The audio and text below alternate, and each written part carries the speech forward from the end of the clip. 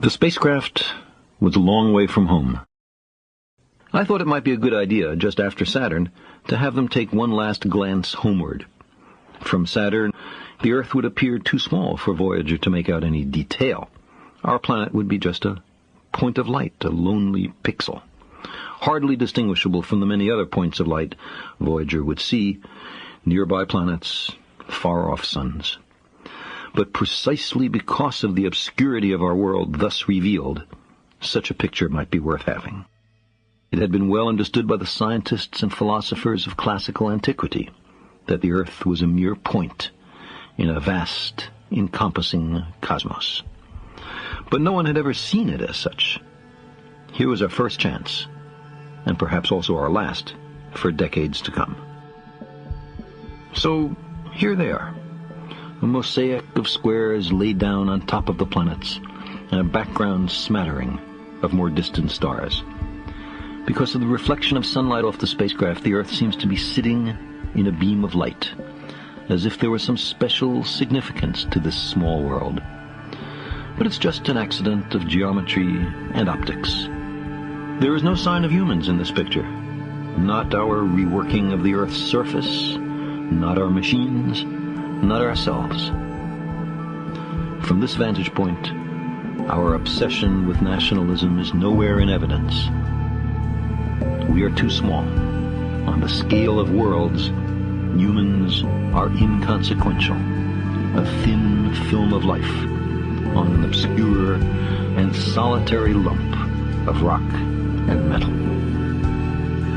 Consider again that dot. That's here. That's home. That's us. On it, everyone you love, everyone you know, everyone you ever heard of, every human being who ever was, lived out their lives. The aggregate of our joy and suffering. Thousands of confident religions, ideologies, and economic doctrines. Every hunter and forager, every hero and coward, every creator and destroyer of civilization.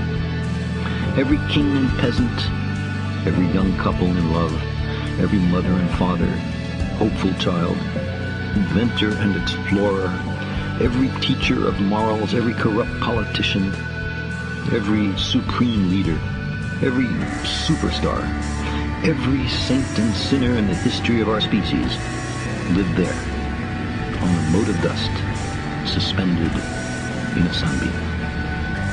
The Earth is a very small stage in a vast cosmic arena.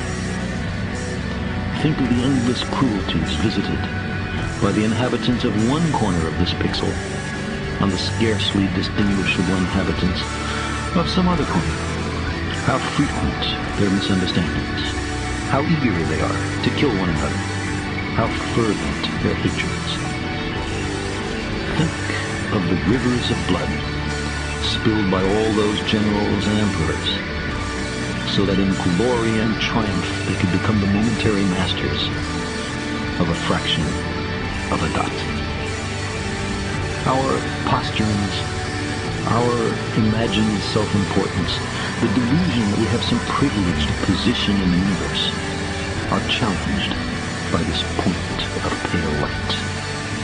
Our planet is a lonely speck in the great enveloping cosmic dark. In our obscurity, in all this vastness, there is no hint that help will come from elsewhere to save us from ourselves. Like it or not, for the moment, the Earth is where we make our stand.